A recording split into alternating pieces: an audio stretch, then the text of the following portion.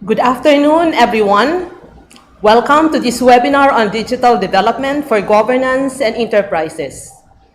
This activity is organized by the Ateneo de Naga University Center for Local Governance in coordination with the Graduate School, Master in Public Administration, and Master in Business Administration cluster. I am Malu Barceliano of the Ateneo de Naga University, and I will be the moderator for this webinar.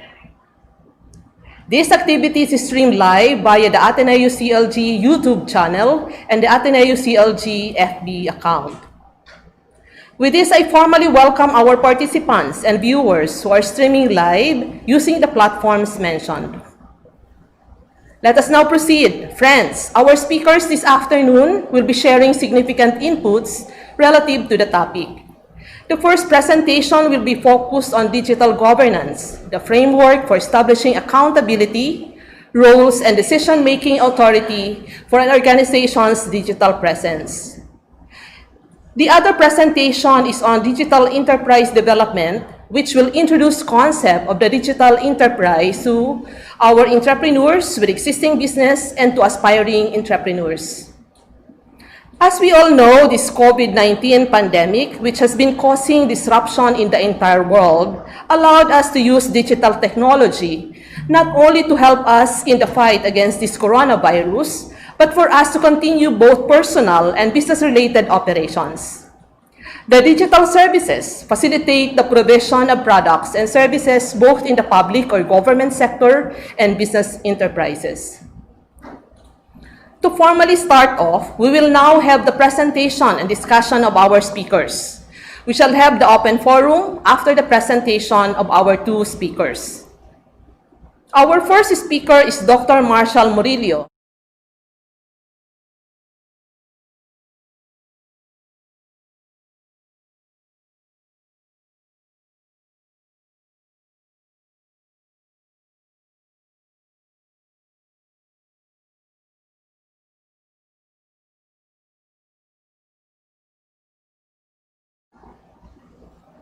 Hi, good afternoon, everyone. I hope you can hear me, no? Yes, very clear, Dr. All Marshal. right.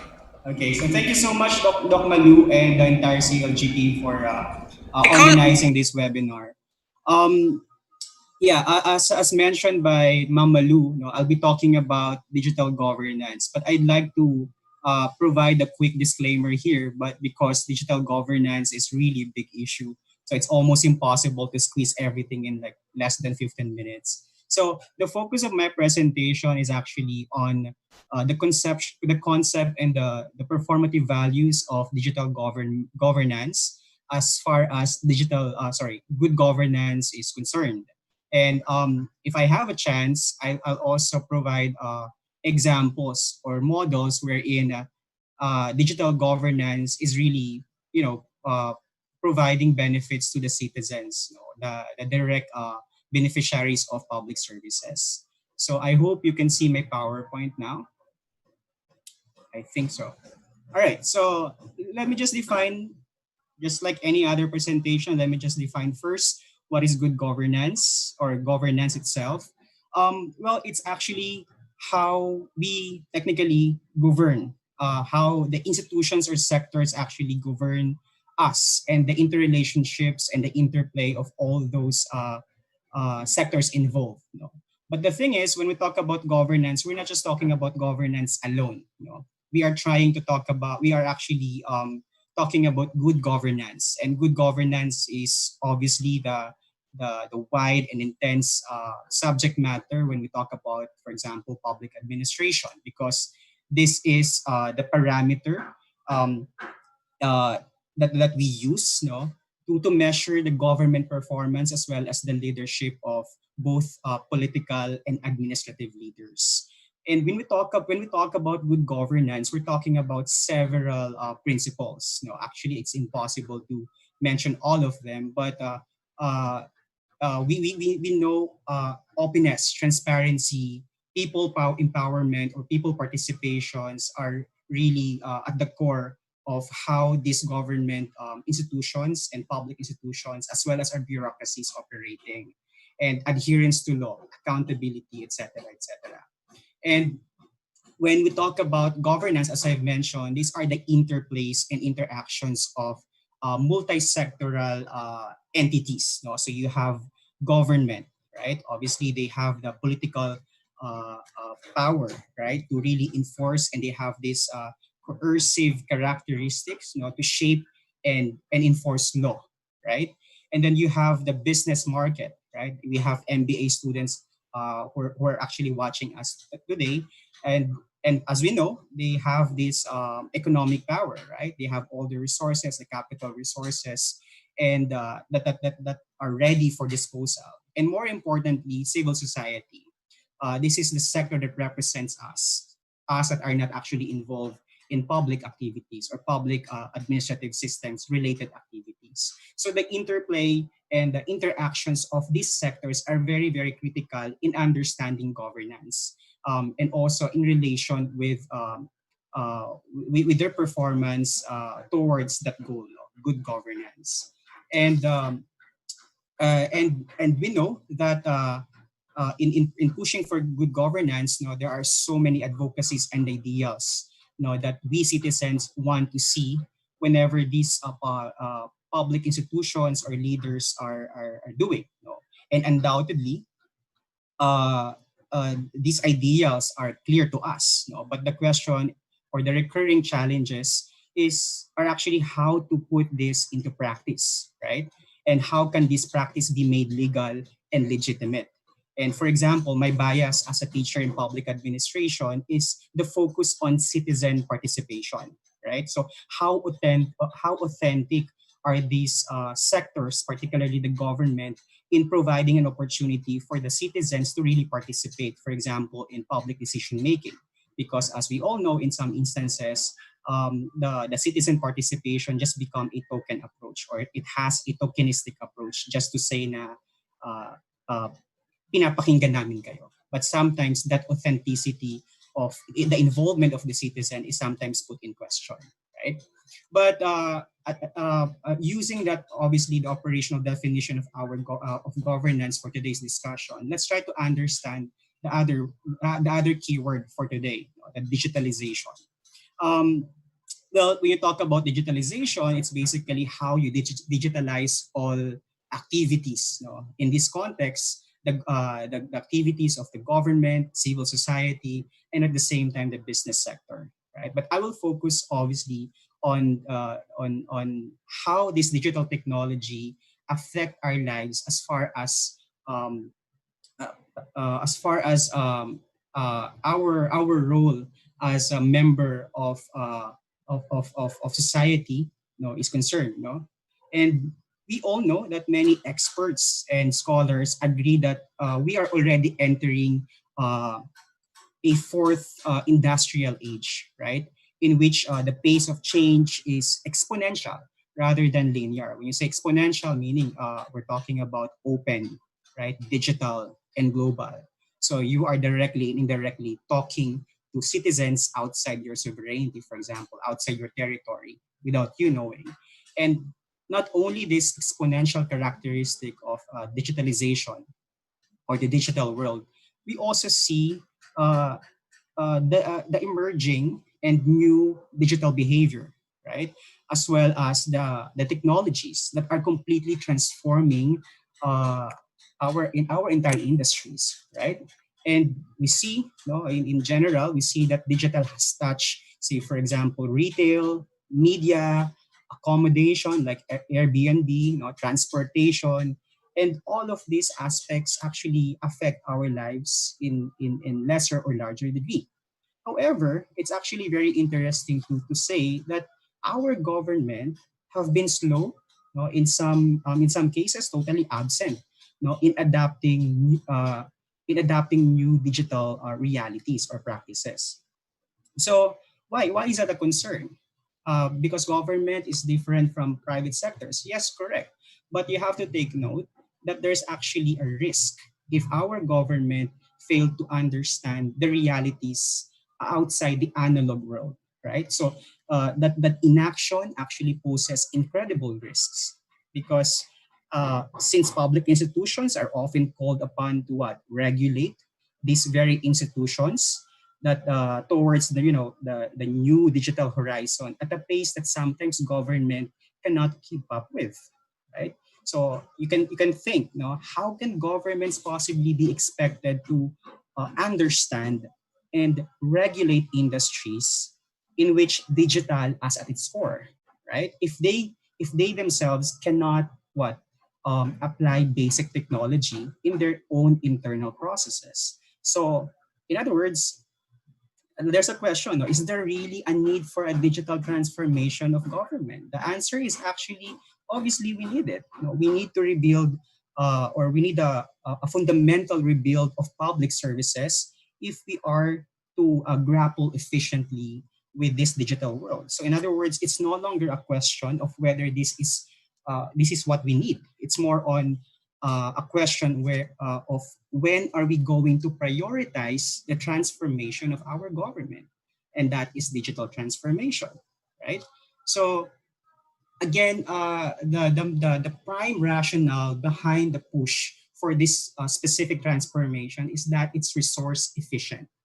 um, and we see a lot of, or we read a lot of literature that says digitalization can in fact increase efficiency, can promote transparency, and improve public services and the entire public service delivery. And we are not short of some cases or some case studies outside the Philippines. In even our very own Department of Information and Communications Technologies actually agreed to that, and that is why there's a push for several strategic programs and policies moving towards the new challenge, the quote unquote new normal, for example. So it's no longer there's no longer a debate as to how significant digitalization is in as far as restructuring and reorganizing our bureaucracy, right? So, and again, if you actually go back to the principle of good governance, particularly transparency and accountability, there are already some literature proving that, hey, digital transformation or transforming government into uh, from analog to digital provide us benefits as far as providing a more transparent flow of communication with the government, and transforming our bureaucrats into a more effective as far as transparency and accountability is concerned. Accountability obviously will follow if we have a clear transparency, or the principle of transparency is being promoted, right? So, for example, in some states, we normally see why who's supposed to be accountable to whom, who manipulated, for example, the data. So it's actually clear. So transparency and accountability are just two of those principles that can actually be promoted, when we push for this particular initiative, which is digital transformation. So and so there's no longer a question whether if it is relevant or not. It's really a matter of, for example, political will and timing, or do we really have, for example, resources? But as far as, for example, policy developments are concerned, um, our policies should reflect obviously these new digital realities, right? So halimbawa, in our healthcare, we should have this sense of digitalized public services, right?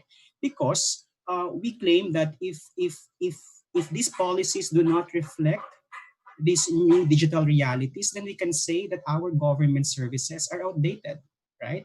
And I'm not talking about national governments. I'm talking about all levels of government, right? Where digital has impacted the expectations, obviously, of citizens and businesses, in dealing with government services. For example, how come we expect, for example, Food Panda to be very efficient, and yet we cannot impose the same standard when it comes to, for example, acquiring a public document from a government office, because we know that the public sectors are more efficient in delivering that, right?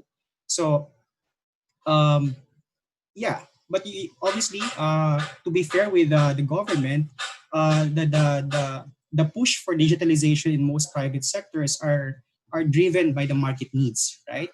And um, and these private sectors has this or have these imperatives to be digitalized in order to survive, right? Because if you do not uh, uh, uh, satisfy or shift your market demands into a more digitalized mechanism, for example, then you will be defeated in competition. But in government, kasi sometimes this particular push or shift is almost non-existent because there's less competition. Okay, but that has to be redesigned and redo. No, if you want to provide more efficient public services to or services to our citizens, right? And central to the to digital development is the transformation, as I've mentioned, of the function of the state.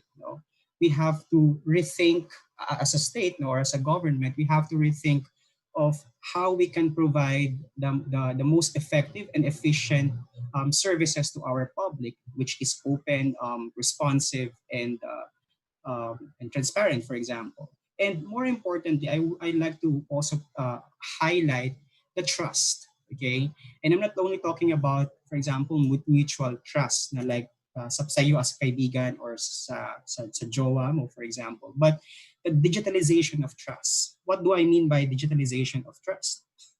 Um,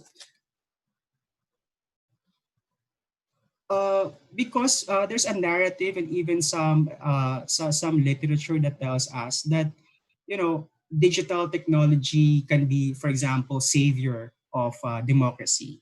Although that is quite uh, parang uh, uh, parang magical pakinggan, but there's actually truth to that.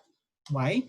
Because again, in an environment where technology could allow for a system of direct democracy, um, people will be more encouraged to participate, because I can now participate in public decision making by just clicking, for example, feedback button, for example, as opposed to me lining up and providing that small sheet and feedback system. In other words, we are moving our initiative from analog to more digital, and this digitalization provides a, a convenience to us, right? And at the same time, at the comfort of your, for example, home. In Estonia, for example, you don't have to like line up, for example, to just file your tax, for example, right? So sometimes you just have to open your phone, and then just stay there and browse a few pages, and then after 3 minutes, you're done. No tax advisors, no math, no papers, etc., etc. Why is that an issue? Because remember, and you don't have to like look further. There's a decrease of trust from the public citizen to the government, and the same thing, government doesn't trust citizens, no, and that's the reason why we have this problematic approach to some of our public policies, and that is really sad. And what do you expect? You expect the paper-based, complicated process of, of, of, of providing services to solve that? Well, most likely it's not going to happen, right? And that is why there are really serious push for this particular initiative. Um, and this idea of digitalization of public services or digital transformation is more than just um, more than just digitalizing the bureaucracy or the Philippine administrative system. It's all about redesigning that rules and procedures, or providing that institution that will audit the information provided by the citizens themselves. Because obviously, people can manipulate their data just to get, for example, a due advantage over other citizens, for example. Okay, so we need these strong and common principles in redesigning rules and procedure. So that means getting rid of unnecessary data collection, or data duplication. Because remember, if we want to get If you want to access the service, for example, of from a particular institution, we have to log in every single time our data information, etc., etc. And if you go to another public institution, you will most likely experience the same thing. But in other countries, you only do it once, right? Because that information is already put and free for exchanges. No? And and all public institutions can actually access that. So for you, from your end as a user, that will provide you a sense of comfort. Now you ask the question, how can I make sure that my privacy and confidentiality will not be compromised? That's the reason why we have to there's a push for a strong digital identity. The second one, no? That means the information that we issue to the states is compatible with everything. No? That's why the moment you put your birthday, it can already be that data, for example, can be accessed by other public institutions, and this has to be accepted, mutually accepted, both from the state and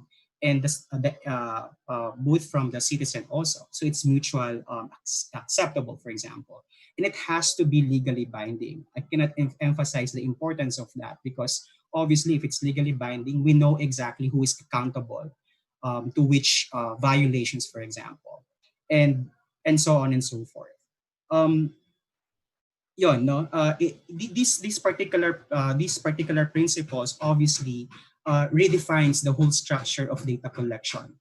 Uh, and yon. So, for example, what is given, what information is given, and what is who is responsible for maintaining it is so clear with that mere data exchange and platform.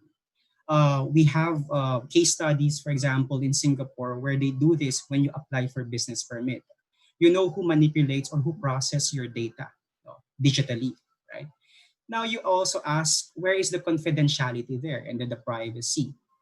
Well, obviously, that's very important, and definitely should be the priority if you are to establish, that very mechanism into your digital platform. But you have to understand also that in the digital world, it's important to have that sense of reliability and integrity of information. These two are just critical for running a digital platform, for example, or operations, a system that will actually check and guarantee the integrity of the data you put in real time, right? And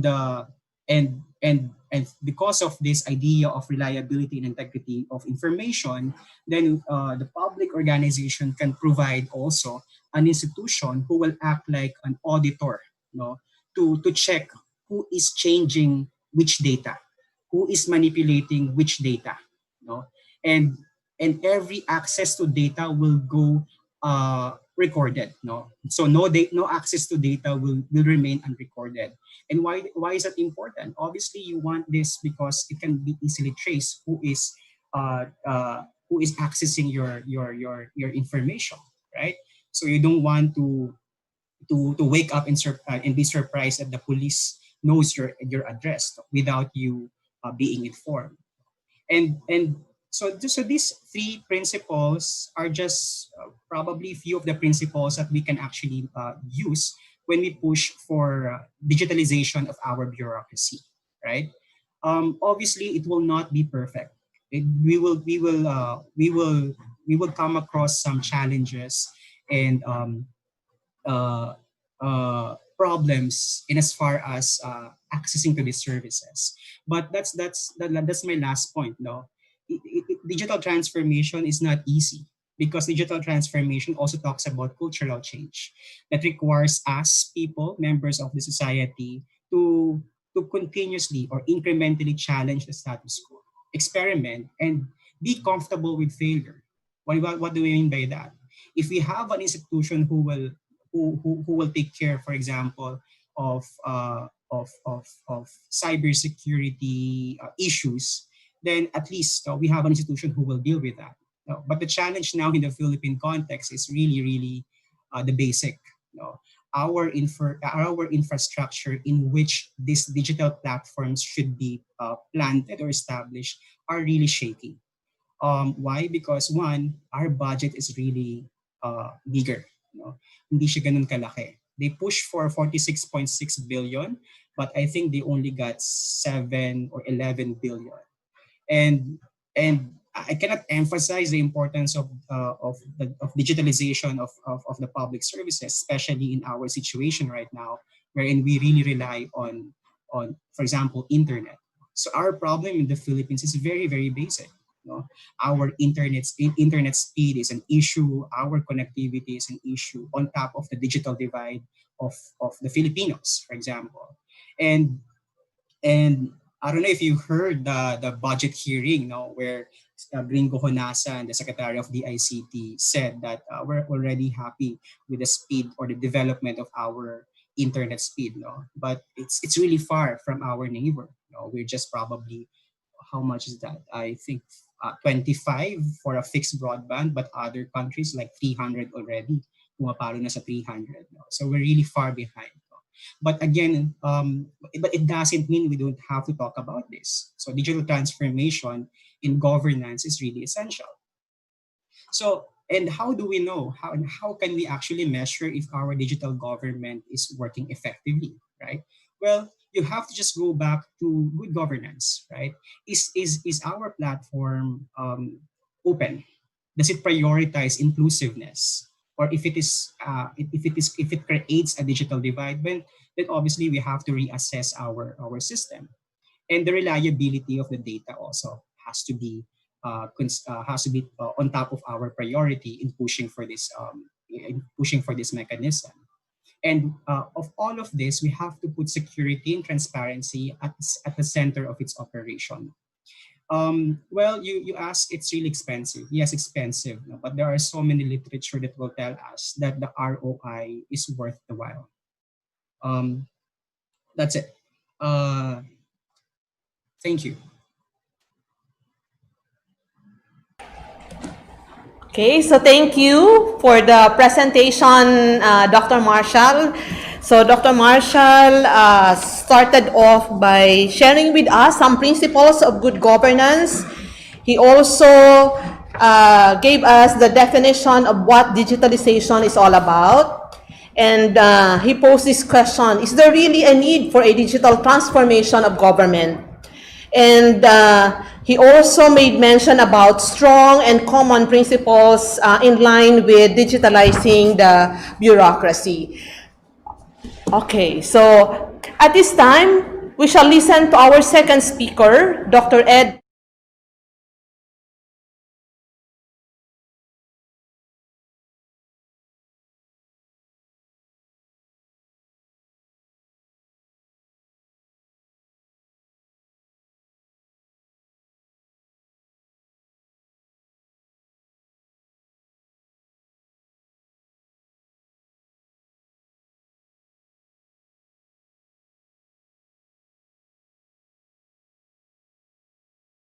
Hello there. Welcome to this presentation, Digital Enterprise Development. This is Dr. Ed Pilapil, Jr. Let us establish the purpose for this presentation and some clarifications. 1. To introduce the concept of the digital enterprise to entrepreneurs with existing businesses. 2. To introduce the digital enterprise to aspiring entrepreneurs. And 3. This presentation is not for entrepreneurs who have integrated digital tools in many parts of their business. And 4. This presentation is not a technical, instructional, step-by-step guide on how to use digital tools. There are two types of enterprises for our purpose. We'll divide them into two. 1. The digital enterprise. A digital enterprise is a business entity that uses digital tools, especially internet platforms, as an integral part of its operations. And two, the regular enterprise. A regular enterprise is a business that does not rely mainly on digital tools to run their operations. There are two types of digital enterprises. One, business enterprises that use digital tools for most, if not all, of the following: marketing, customer service, administration, supply chain management, payment, and communication. But their products may not be digital or cannot be digitized. Two, business enterprises that are mainly digital in nature, products and services are digital or can be digitized, which may be delivered through the internet. Most, if not all, aspects of the business is digitized. For enterprises with non-digital products, but they use digital tools in the other parts of their business, are still considered digital enterprises. For example, Uber. Uber is a service that you cannot deliver through the internet. You have to ride a certain car, and you have to experience the service personally. Of course, Uber is no longer in the Philippines, so Grab, we use Grab. Or you may have a tangible product, like you're selling notebooks.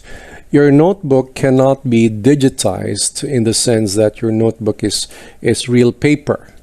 So there are digital notebooks, of course, but we're talking about the tangible product. A ball pen cannot be digitized, so you cannot deliver it through the internet. So these are non-digital products, but your company or your small enterprise may still be considered a digital enterprise. And the other one is your products and services are digital, and we'll give examples later on. So let's talk about the transition from a regular enterprise to a digital enterprise. So let me give some reasons to go digital. I give you two reasons. One is market shift. So number one, customers were progressively going digital prior to the pandemic. However, the pandemic hastened the transition of many. Many were already buying from their phones. They were shopping from their phones. They shop at Shopee or Lazada, and then for some businesses they go to Alibaba and others. So before the pandemic, there was more and more people are learning to shop online.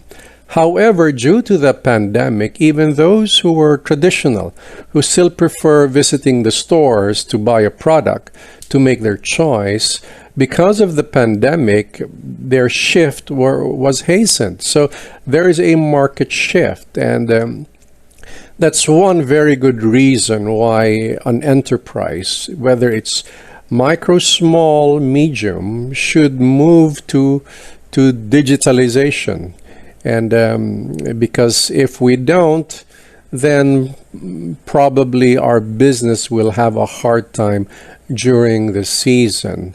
And after the pandemic, we're not sure if the habits will go back to what it used to be, or the new habits will remain. Perhaps many would go back to the stores because there's still some value in choosing and seeing the products in person. However, there would be many products that may be bought online.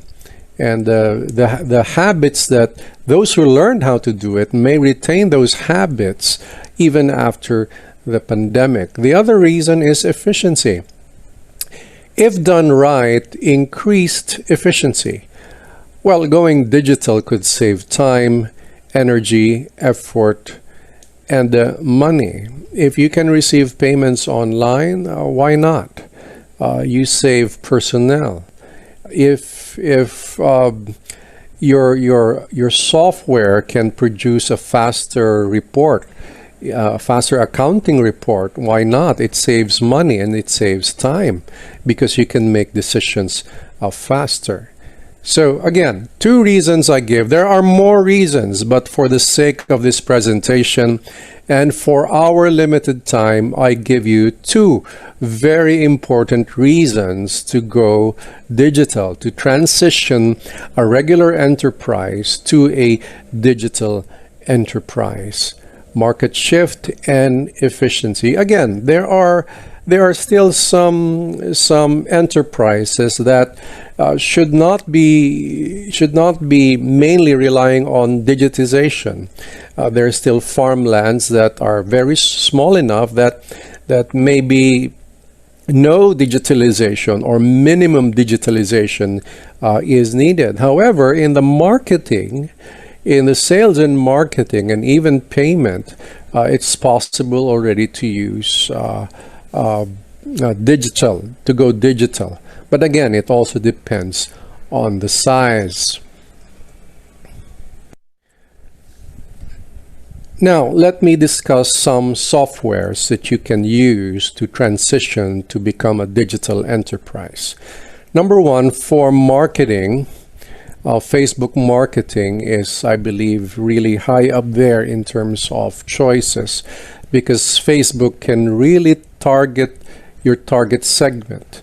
You can type in the age bracket, you can type in where they live or the area where they lived, you can type in interests, their possible interests, or put in keywords that will help Facebook position your ad in the news feed or the feed of the Facebook users. YouTube is to use videos to promote your business or to create a story or to create awareness. But YouTube is also a search engine. So be careful how you craft your titles and how you use tags and keywords in whenever you post a video. Google Ads helps you get in front in the search engine. If you buy Google Ads, of course, this means you have a website. And then you buy Google Ads to position your website in the search engine. These are paid ads. And your ads might show up in YouTube, might show up in Blogspot or other bloggers who use Google Ads to earn. The deal is every time somebody clicks on your link, on your ad, you have to pay some money to Google. And search engine optimization, meaning this is unpaid. You will be one of the results of the search engine. You know how people search for the products they want. They go to the internet, and one way is to just type in Google, for example, Google or Yahoo or these search engines. For example, I'm looking for cassava cake near my area, so I might try to type cassava cake in Naga City. And do they deliver? I don't know. Or maybe I'm looking for a dog, a kind of dog. So I use a search engine and I type there American Bully or Chow Chow in Naga City, and that's search engine optimization. But for example, you're a breeder of Chow Chows, then maybe you can try to own by using content, writing content, and photos, and then how you label or you tag your photos, your articles, your website. To position in the search engine, maybe you can use Chow Chow for sale in Naga City, or Chow Chow Kennel in Naga City, or in Legazpi, wherever your geographic location is. So now, number two is e-commerce platforms for product placements. You can put your picture of your products in Lazada, AliExpress, or Shopee if you're retailing. If you're a wholesaler, you post it in Alibaba, and sometimes but even the customers could be from different parts of the world. These e-commerce platforms are like the grocery. You can put your product there, and people would go to the grocery, and they would have choices, and they will pick your product. However, in the grocery, you display tangible products that they can see and hold. In the e-commerce platforms, you have to come up with a great picture of your product and post the picture there and give a good description, and then some people may want to try your product out. Number 3, customer relationship management, or CRM. And HubSpot, Salesforce, and MailChimp are some of the customer relationship management softwares out there. I'm not saying these 3 are the best. I just heard of these 3, and I used MailChimp for a while. The good thing is you can email to many of your existing customers and send it all at once without revealing their names. You don't have to post it again and again. And then you can create a automated campaign, like every week I will release an email with a photo and some promotion, or maybe once a month I introduce something new to them. So you don't manually do it. You set it up, then it is automated to send it at the right time. And you can also put information about your client, like Salesforce, I believe, has that. You can put information, their previous buying history from you, and what do they want, do they have requests. So customer relationship management can be a real help if you really want to connect with your customer. Sometimes you're not always selling when you send a message. Maybe you can automate sending a birthday greeting on their birthday, or you might be giving tips. For example, you deliver food to them, and but you want to give tips on health, and because you're delivering healthy food. If not healthy food, maybe you can deliver through email. You can put the link to your YouTube or other stuff. You can add value to them in terms of what makes it delicious. So that's CRM. Next is collaboration and productivity. And Google Suite has provided a lot of tools for this. Now look for Google Suite for Business. And of course, there's Google Suite for Education, which universities use.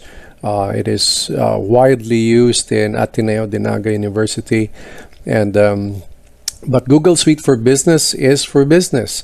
So it includes forms. You can do survey or registration, and you have Docs. Google Docs helps you, and Google Sheet helps you collaborate in preparing reports, or can be edited directly by the boss. So as long as it is shared with the boss, then the boss can edit directly, or the team can make comments about it.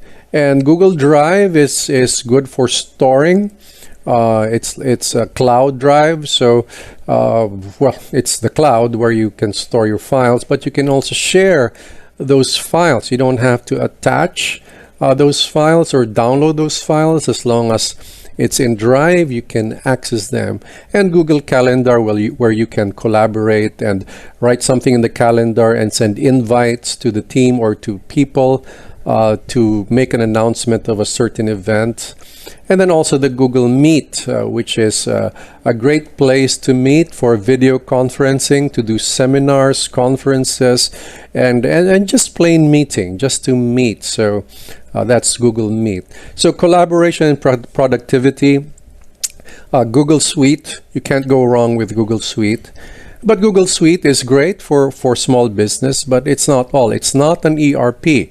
Now, number 5, that's the ERP. If your business is growing and there's so many transactions happening every day and every moment, and you have more people, you're growing from a small to mid-sized business, you need overall connectivity. And the software there, the generic term is ERP, or Enterprise Resource Planning. How does it work? Well, it's all connected. You have an accounting software, and if the HR inputs regularly, or it's connected, like the overtime pay, the undertime pay, or whatever, if it's connected to the system, that it automatically updates the accounting. The same way with inventory and sales are connected. Whenever somebody pays, then inventory must be ready to release it, or they're informed whenever there's one that's removed from the warehouse or the shelf, and somehow it's connected. It's all connected. So the advantage is the leader or the entrepreneur or proprietor gets real-time data. Real-time data on how much was sold. It's not like the sales for today is this amount and somebody sends you a text message or a message in Messenger. No, this is automated. You look at your phone or your computer and you see the update. As long as everybody's updating real time, you've got the real-time information. So Oracle, NetSuite for mid-sized companies, and SAP is used by big companies, but SAP came out with SAP Business One for smaller companies, and Microsoft Dynamics 365 for small companies as well. If you're just beginning, forget about the ERP for now. At least you're aware it exists. So when you grow and you have more transactions and you cannot keep up with monitoring everything, and if you want to save money instead of hiring a lot of people, you begin with the ERP. But if you're just starting or you're just small, you don't need. You just slowly move to what you need and you can do it step by step, but do not transition everything immediately, because you need time to familiarize yourself. You have to understand how it works and its value as well. Now, the key players in that transition, I give you three. One is the leader, president or proprietor of the enterprise, and they must appreciate and understand its value for the enterprise. And two, the IT personnel or specialist or consultant. If the leader is not technically savvy, he or she must rely on the IT personnel. But if there is no equipped IT personnel, then a reliable consultant must be hired. You may have an IT personnel, but the IT personnel doesn't know everything. So there are different types of IT specialists. Some specialize in Google, some specialize in Microsoft, some specialize in Oracle, some specialize in SAP, some specialize in Facebook marketing. But if the IT specialist you have is the maintenance of your computers and software and upgrading them, then that's different from the Facebook marketer or the email marketer. And that's different from the web developer. So your IT personnel can coordinate with the IT specialist. And third, all department heads must be on board, otherwise it will be a pain to transition. Each department head must cooperate with the transition, must see the value of having a more efficient system than what they have. Now, let's talk about starting a digital enterprise with digital products. So, I give you three reasons to start a digital enterprise. One is no inventory, which means no warehousing, less manpower, which results in more savings. Two is automation. There's automatic payment, receiving of payment and issuing of invoices, and there's automated delivery, which is via the internet, of course. And delivery occurs automatically by downloading digital products. So it's like this. So when somebody pays via credit card, PayPal, GCash, when they pay online through their phones or on the computer, as long as it's online, then once the payment was validated by the system, they automatically get their digital product. And digital products can be coursed through the internet. And if it's not a product, it's a service, at least they get their reservation. For example, if you're a tutor or a business consultant or any type of consultant, then they can get the schedule. You can automate the scheduling. And three, segment targeting, which is marketing. Marketing is more targeted. It's not just like put up an ad and everybody should see it, but they're not all your target segment. So Google Ads and Facebook marketing can narrow the target segment, meaning those who are really looking for your product or something like your product or service, or most likely might be interested in them, might see your ad. Now, some digital products and services, I listed 12, but it's not limited to 12. One is apps for iPhone and Android. So you want to create apps and you sell the apps through iPhone and for iPhone and Android. Two, you're a software developer and you want to create platforms like Facebook, Lazada, Instagram. Of course, Facebook and Instagram are social. Lazada is a platform for selling, but you can be more specific. Those who sell only plants, it's a platform just for plants.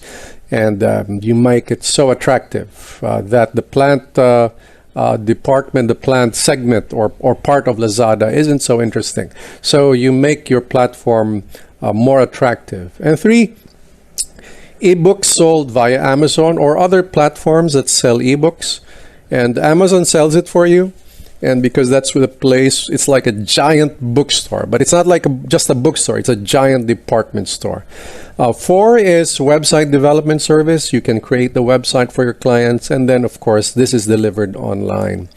Five, programming services, if you know programming. What if you're not a programmer? Well, if you want to get into programming, I suggest you take courses online. Yes, you can learn programming online. You don't need a degree to learn programming. The same with app development. You don't need a degree to learn that. You can learn these on your own. Six, content development, which could include article writing for companies, for their websites and their blogs. It could be photographs. It could be writing reviews. It could be video content for a certain client. Content development service. Seven is tutorial and teaching services, and I think this is self-explanatory. And eight is animation, 3D rendering, or AutoCAD services, great for architecture services and engineering. Nine is audiophile. Maybe you can sell music online, or you can do voiceover for others for their presentation. 10, instructional or lecture videos. And people can pay online for lecture videos, and Udemy hosts this, and there are many other platforms that host lectures. But you can also make your documentary films and try to sell it online. 11 would be create your own video games, either for the app or for the website, web programming. You combine website and programming, so creating video games. And 12, you're a consultant. And you don't have to visit. You can guide people online. You can coach people online. So, for example, you're a Facebook marketer. You know everything about marketing in Facebook, and then you can render your service online. Or even you're an engineer. You're not an on-site engineer, and perhaps the on-site engineer can outsource some of the work to you. So then you do it, you do the draft, and you send it online as well. Now, some tips before I close. The product or service must be something people want to buy. There is a demand, or something you think that there will be a demand if they see your innovation. But best if differentiated. What does that mean? They cannot compare you. Don't try to compete with everybody and make something exactly like their products. Best is to differentiate. When the ube pandesal came out, that was so differentiated from all the pandesals. So ube cheese pandesal, and it was a hit for a while until many were doing it already, but some have made themselves really differentiated by their texture, their packaging, still differentiated. Number two, but again, we're going back. I'm sorry, I was going back to tangible products. Going back to digital products, make sure it's not something out there. Don't compete with Facebook unless you have an innovation. Facebook was able to outsmart Friendster. Friendster was dominant before, but because Facebook put a lot of elements in their platform that Friendster did not have. Thus, they were able to differentiate and dominate the market. 2, the price must align to your target segment. It's not always about lower price. You can increase the quality. You can increase the ingredients or the materials, better quality materials, and charge higher. But you have to know how to reach this target segment. And that's where internet marketing will come in. And we'll discuss this framework in a while. 3, the placement must be accessible online and should be simple to purchase. So if you're selling books, Amazon is a great place to sell, even ebooks, I mean. And whatever you're trying to sell online in the apps, you display in Google Play and the App Store. 4, use digital payment systems. It'll make your life easier. Although you don't have to be, you can give some leeway to some people, but for some, this is very convenient to pay via phone or GCash or to pay via credit card or PayPal. 5, use social media platforms to brand and position, and use social media to tell your story. Branding is about storytelling, and positioning is about positioning in the mind. What is your product about? When they mention your product, your brand, what do they remember? So there must be a strong top of mind. 6, create customer impact with your service, like answering all their questions. If they have a question in your Facebook page, answer it as soon as possible. If they send you an email, try to answer as soon as possible. If they chat with you, try to answer as soon as possible. And be honest with your customers. Always give them value with the service you give. Number 7, develop a good team. Equip them with tools and knowledge. And 8, consult an internet marketer and a marketing strategist, or learn marketing strategies and internet marketing yourself. Well, looking at this framework, 1 up here is the marketing theories. It still governs. For example, the 7 P's of marketing, or 4 P's originally.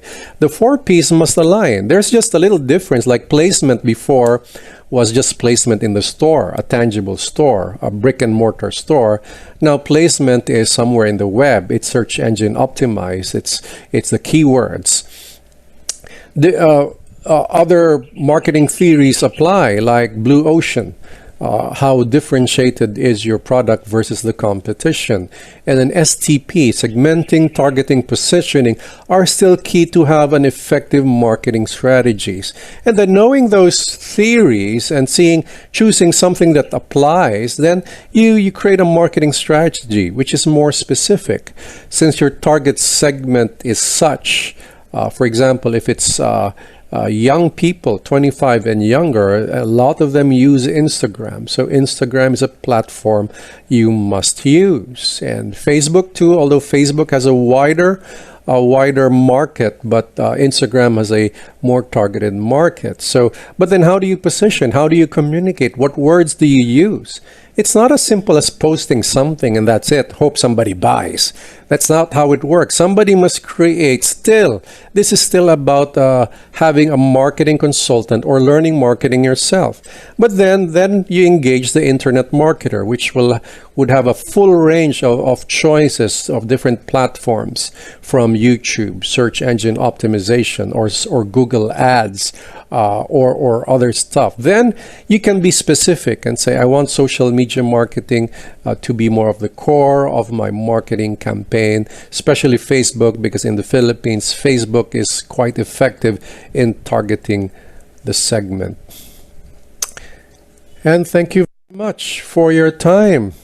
God bless you and good day.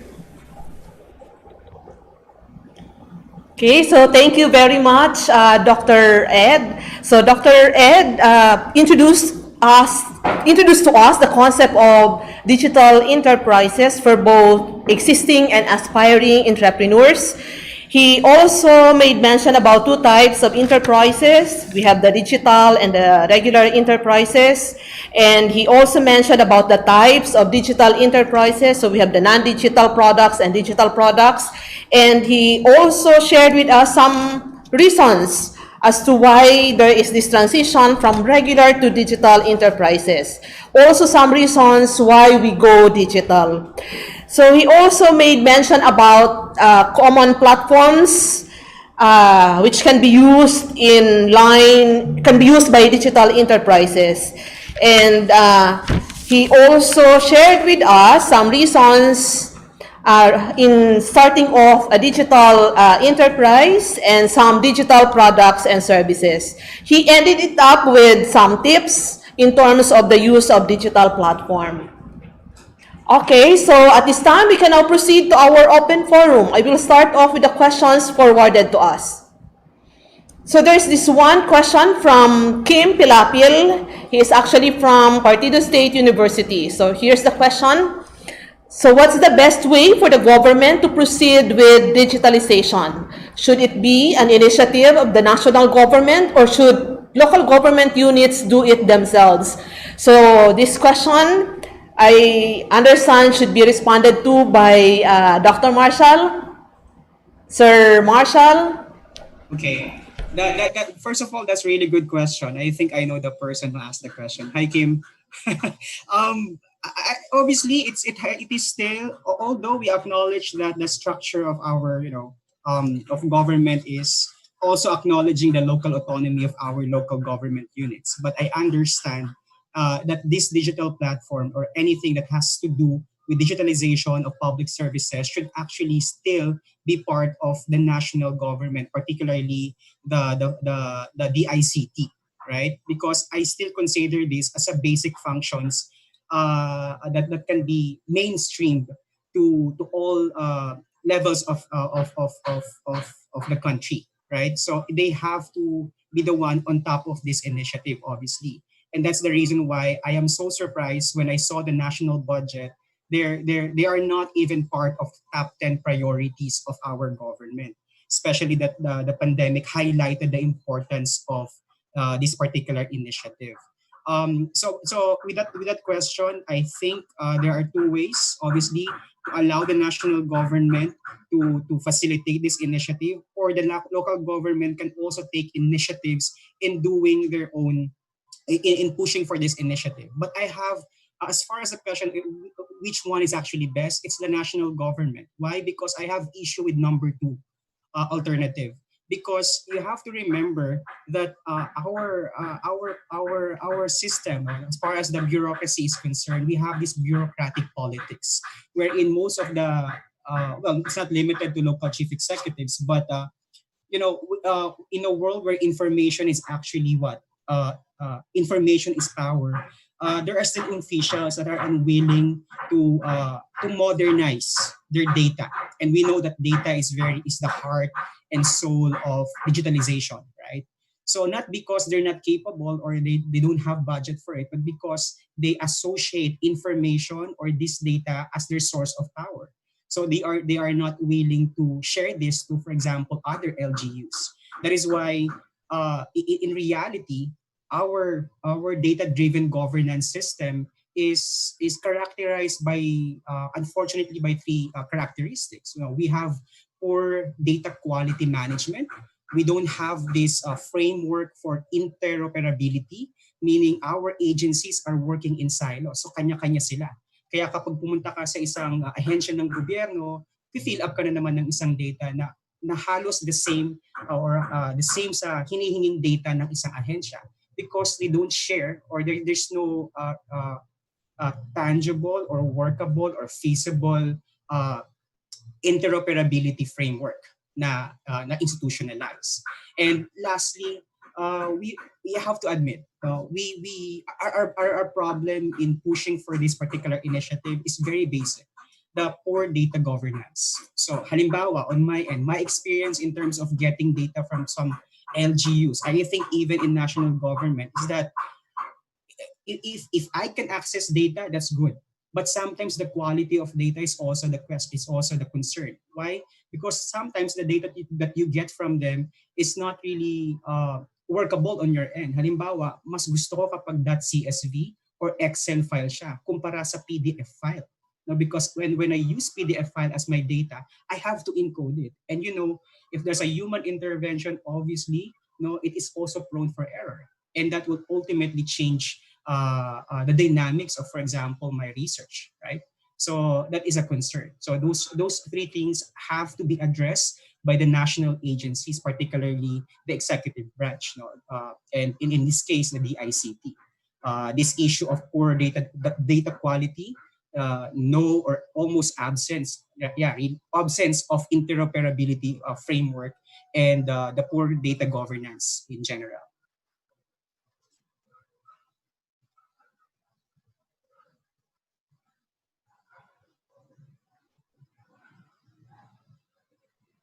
Is stand in this digital transformation. Okay. So where does third-class municipalities stand in this digital transformation? Oh, that's still my Yes, that's for you still, Dr. Marshall.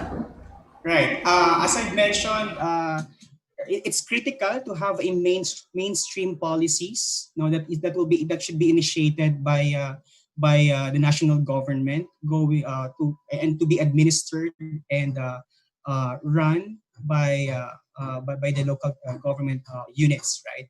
But when it comes to the third class municipality, we obviously have another layer of problem, and that is their financial capability, right? And that is why, and obviously they have competing priorities. It's almost impossible for them to prioritize digitalization of some of their public services if they don't have, for example, access to basic needs, for example, proper water supply, for example, or um, road enhancement, for example. Obviously, that should be prioritized on top of this. But again, kaya nga sabi ko, importante that we have a framework where we can mainstream all these policies related to digitalization of platform, wherein that one that is actually inclusive, regardless of your class or regardless of your level in terms of your income as an LGU, for example. So mahalaga that uh, ang nagra-run nito ay isang departamento or ahensya. But and also one comment is that I want, if I can be so ambitious, I want technical experts to really run this agency, not those political actors, because we all know the bureaucratic politics is really evident in some of our departments. So yeah, a national agency that is run and operated by technical experts who knows how to actually run this particular mechanism, and inclusive framework also. Am I okay? Yes, you were able to respond to those questions raised by Kim Pilapil. So, still, coming from Kim Pilapil, ubusin na po natin itong lahat galing kay Kim. But this time, the question is addressed to Dr. Ed. So, looking at the market trend, how should an entrepreneur consider transitioning parts, if not all, of his or her operation to digital technology? So the question is for Dr. Ed. Thank you, Kim.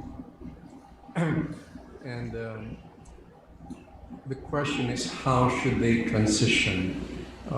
The entrepreneur must first understand what it is. So they have to go at least to, there are a lot of free materials online. Even YouTube gives very good content, even coming from some universities. First, they must understand the value. Some people think of, it's important, kaya mag-digitize tayo. It's important, let's automate. But without really understanding what are they cutting, what are they saving on, what are they improving on. So they have to first understand. But the first and easiest to transition to is marketing, which is getting into Facebook marketing. You don't need a website to start marketing on Facebook. If you have a Facebook page and you can come up with good content like pictures and something to make your product attractive, or even create surveys right there. So marketing is the easiest to try, but since we don't have enough data, yung pandemic, it created a fast shift. Since we don't have enough data, what the entrepreneur can do is what we call test and measure. Test niya itong product na to, ilabas niya, and then measure how the response would be. or then always asking for information about those who initially bought. And then they test, for example, aside from the product, they can test the marketing. For example, we tested this picture with this caption. Ano ang response rate? Hindi lang response sa number of likes, that's artificial. Titingnan nyo yung order, okay? How many really sent inquiries? So you test it. And then from the inquiries, how much percentage actually bought? So you're looking at the conversion rate of those leads. So how to proceed is with caution, but since we don't have enough data, we don't even know what really sells online fast and what doesn't, because it's just a few months and that's not enough time to get data. But the entrepreneur sometimes, because there is no data, then test and measure. Let's just be conservative yet aggressive in a certain way. Conservative in the sense don't invest too much in one kind of product, or but conservative in that sense, but aggressive in the sense let's try this, let's test this. But if you're a startup, there's a lot to learn. You know that, for example, app development, creating apps for the iPhone or Android. In 6 months, you might be really good at that already, even with no background. And you can learn that online. There are paid courses online. Some of my children and their friends are learning it right now. They're teenagers, and they're very confident that they can develop something online. I've heard some bored people were able to create an app online, and but the thing is there a demand? No. So okay, I'm sorry. Going back to the question, how should they transition? Begin with marketing, but then test and measure. Dahan-dahan lang, wag bigla-bigla, but then measure everything to know what works, because the consultants can't give you any data right now. Walang expert ngayon magsasabi, ito ang malakas, ito ang mahina. Pag may nagsabi ng ganon, kalokohan yon. Kasi nga, we don't have enough history to say what's really moving right now. Pero ang pwede gawin ng entrepreneur, test it by himself or herself, what works and what doesn't work. I hope that answers your question, Kim. Sir Ed, there's another question here.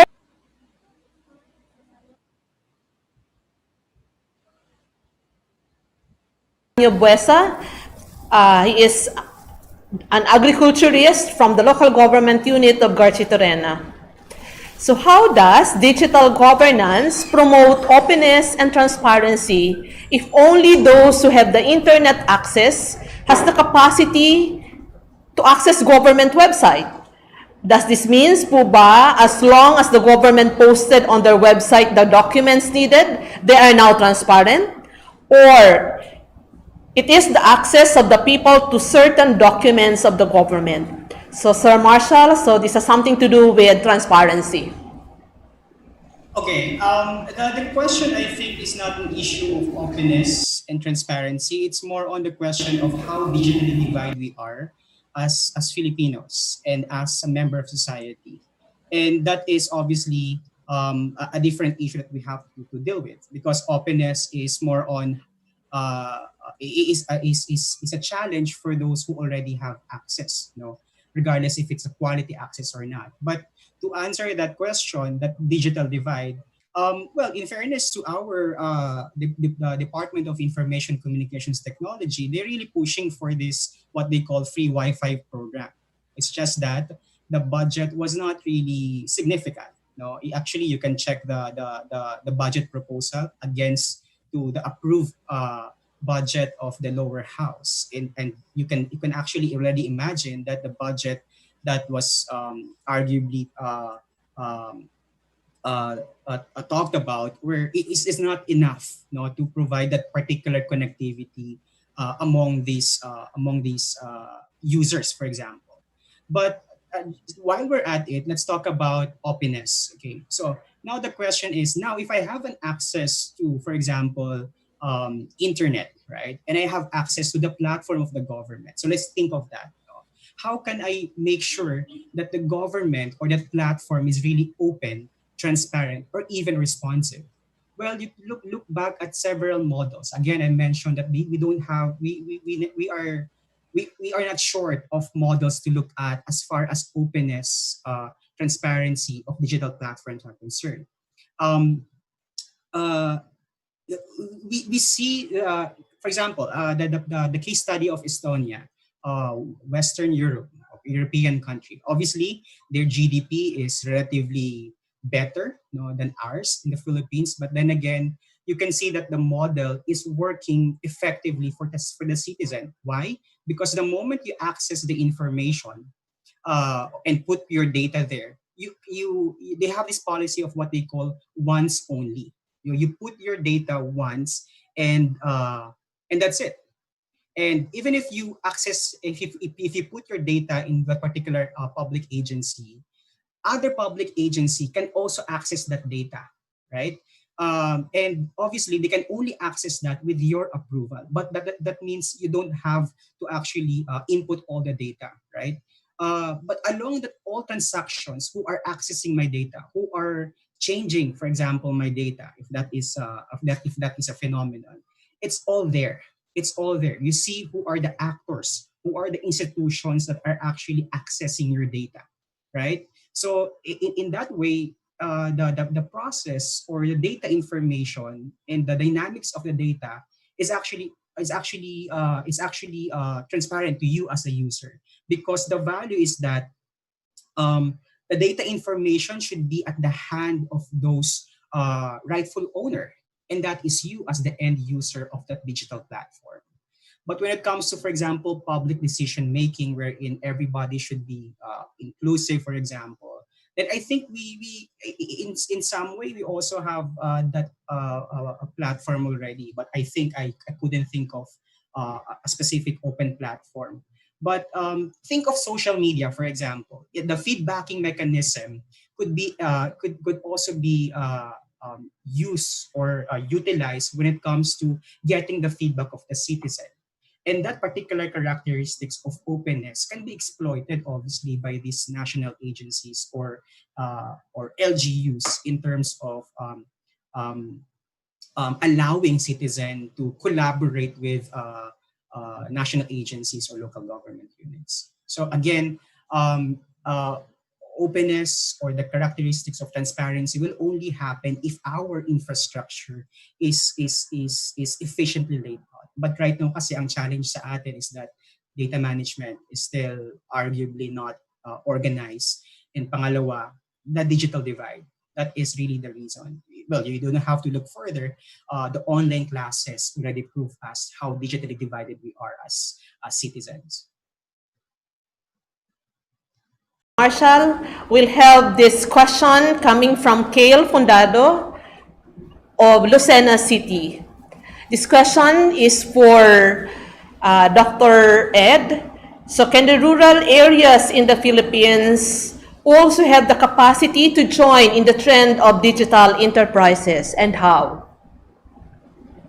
If they have phones, Yes. smartphones, kasi may mga murang smartphones Yes. ngayon.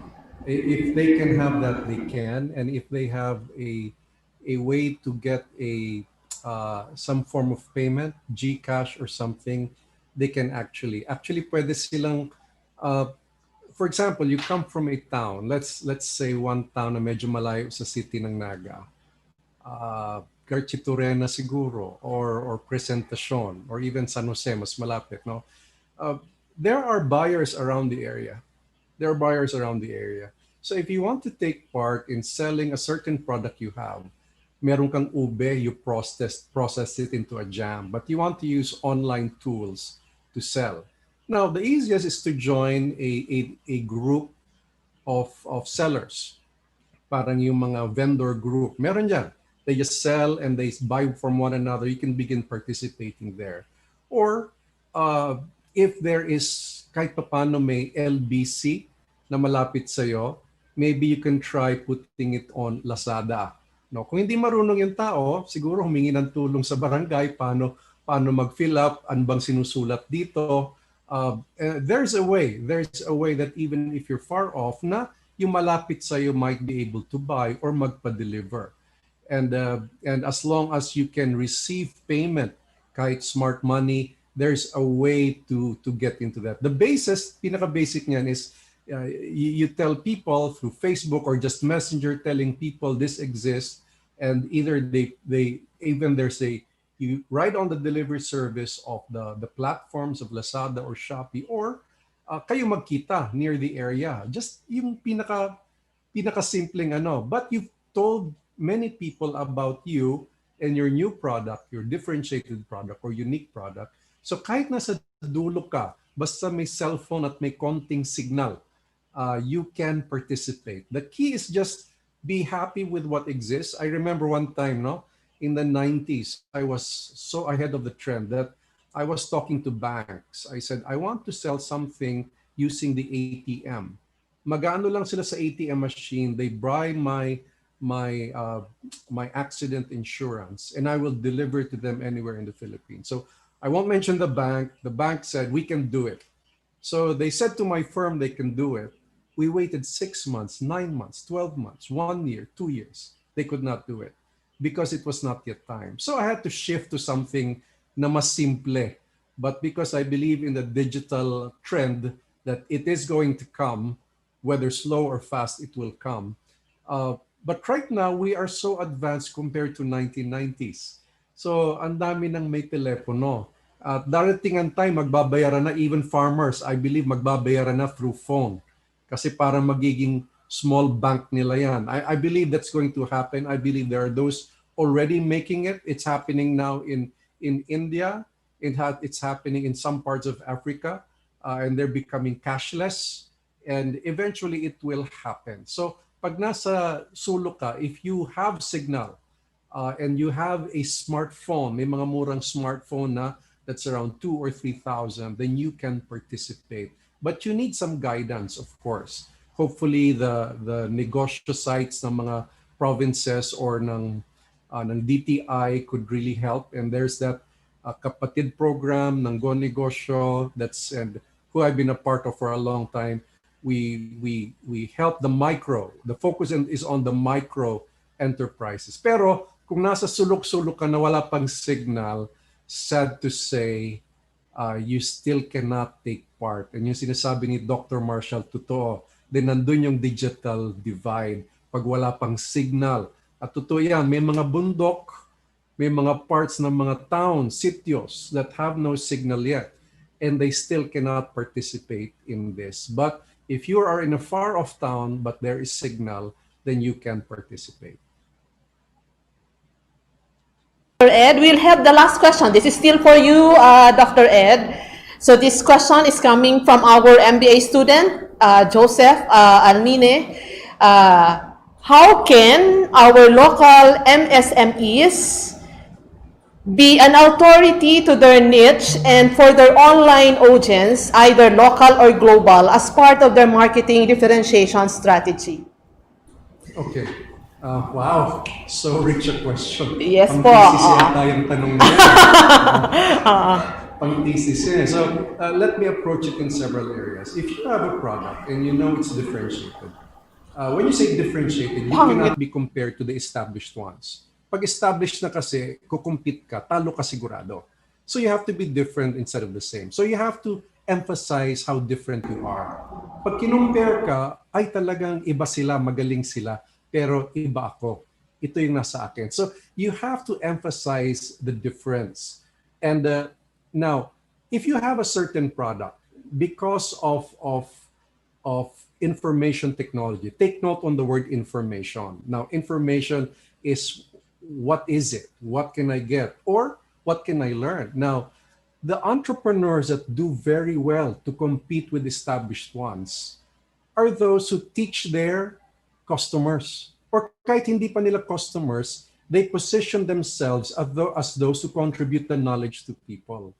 For example, if you're selling herbs, then why not tell them that your research on herbs? Don't pretend to be an expert. Then quote the experts. Sabi nitong doctor na to, nitong doctor na to, I'm not an expert, but this is what this journal said. So don't try to be an expert, but begin by sharing your research. Now, by sharing your research, and you're selling, for example, honeybee, kasi may maliit kang honeybee farm, by selling your research, your brand gets stronger.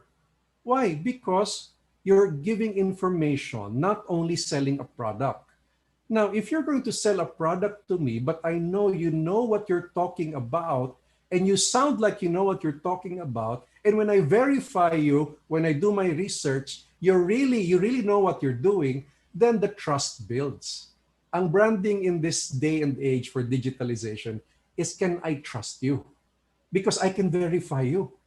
I can, doon, pag sinabing mas bata, mas konti alam niyan. Ngayon, not necessarily. Because of the internet, if anybody gives enough time on a subject, they can learn so much on that subject. So in this world, to be known is you share information that is beneficial for the customer, but you also sell a product that backs up what you tell them about. So your integrity is very high. What we call the brand promise, if you create a name for yourself, do you have a brand? You have to have a brand promise. You have to deliver on it consistently, but not just that. You're also giving more information. Hindi na pwede yung you don't know too much. Sige, turuan kita, makinig ka, ganito yan. No longer like that. Right now, we can verify a lot of things. Even what the doctor told you. There are medical journals. You can search Google Scholar. Baka may mahanap ka na about certain researches there as well. Even the law. No, sabihin sa'yo ng lawyer, you can verify that right now. So right now, as an entrepreneur, equip or educate. Education marketing is key right now. Tell people what you know based on your research so that their trust in you will increase. As a result, they might buy from you. Okay, maraming salamat, Sir Ed. So our speakers provided substantial and comprehensive responses to all those questions raised by our participants. So inasmuch that we would like to accommodate all your questions and clarifications, the time would not allow us to do so. Thus, we will just be forwarding all the other questions to our speakers, and we will request them to give their responses, and we will send it through your respective emails. We'll now proceed to the awarding of the Certificate of Appreciation to our speakers. Allow me to read the citation. So this is our certificate for Dr. Marshal Murillo, so Ateneo Naga University Center for Local Governance, in coordination with the Graduate School, Master in Business Administration and Master in Public Administration Cluster, awards the Certificate of Appreciation to Dr. Marshal Murillo for unselfishly sharing his time, knowledge, and expertise as a resource speaker during the webinar entitled Digital Development for Governance and Enterprises, held this September 25, 2020 from 3:30 to 5 in the afternoon, signed by yours truly. So can we give Dr. Marshall a virtual round of applause, please? Okay, so maraming salamat, Dr. Marshall. So the same certificate of appreciation is given to Dr. Ed Pilapil Jr. So again, let's give Dr. Pilapil a virtual round of applause, please. So maraming salamat, Sir Ed. So for our participants, as indicated in our guidelines, only those registered and will be filling out the online evaluation form will be given an e-certificate of participation. The link for the evaluation form will be posted online after this webinar. It has been an insightful afternoon. I hope you learned from the presentation made by our speakers who shared significant inputs on digital development for governance and enterprises, specifically highlighting the value of the use of digital technology, both for the government sector and the business enterprises. This formally ends our webinar. On behalf of the Ateneo Naga University Center for Local Governance and the Graduate School, my sincerest thanks to our speakers for sharing significant inputs and for their time this afternoon. Also, thank you to our participants and viewers for joining us in this online activity. Again, Diyos mabalos and good day, everyone.